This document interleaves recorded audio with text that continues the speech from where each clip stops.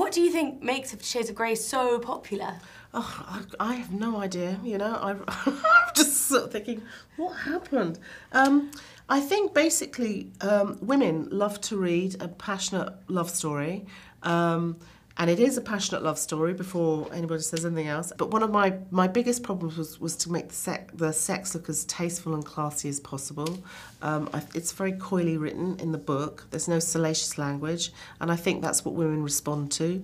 They don't like seeing ugly slang words, so which is normally associated with erotica. I think it's because of the fairy tale love story. I think it's how beautiful the love that these two people have for each other is. You know, it's obviously untapped, sort of a side of mostly women, let's be honest, that maybe just hadn't been explored before, or there's a sort of repressed thing within certain women in certain parts of the world that they haven't allowed themselves to explore that. And, you know, that type of sex, like S&M sex, hasn't really been in the mainstream before. Now, there's always going to be a slight differences when a book changes to become a film. Yes. What would you say the main differences are between the book and the film? This is a lot shorter. We had to take a lot out just to, if we put everything in, it would have been a sort of 5-hour movie. So I wish it was. And also, you know, there's problems securing some locations and timings and all of this kind of stuff. We shot it in February. It's supposed to be May. You know, there's all those little bits and pieces. I don't know. It just feels pretty sort of married to the book. But maybe some of the scenes where you know, as written and when you're seeing them, must possibly feel very different. It's that thing, you know, how do you satiate the appetite of 100 million fans or however many? I mean, there's so many people with expectations, but also in their minds, it's going to be so different. You know how it is. You read the book. It's your vision. I think it's so funny. Do you know what I mean? There's so much comedy in it. There's a lot of humour in it, and that came not at the beginning. It came throughout the process because both Jamie and Dakota are so funny. They both have such good humour, and so we started to work with it and put it more and more in, and it just really helps balance the darkness. What were your prerequisites? And you said, I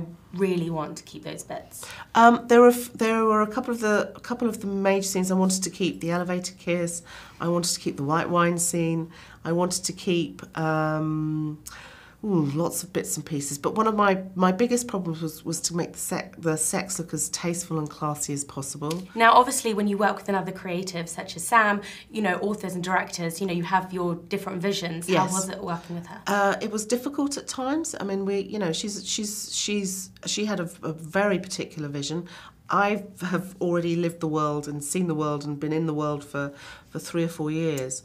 But I think, you know, any healthy creative process, you have discussions, you have disagreements, and you iron it out. And my priority was to make sure that the fans were honoured throughout all of this. There's a huge, passionate fan base for these films, and I wanted to make sure that they were happy. Were there any injuries on set?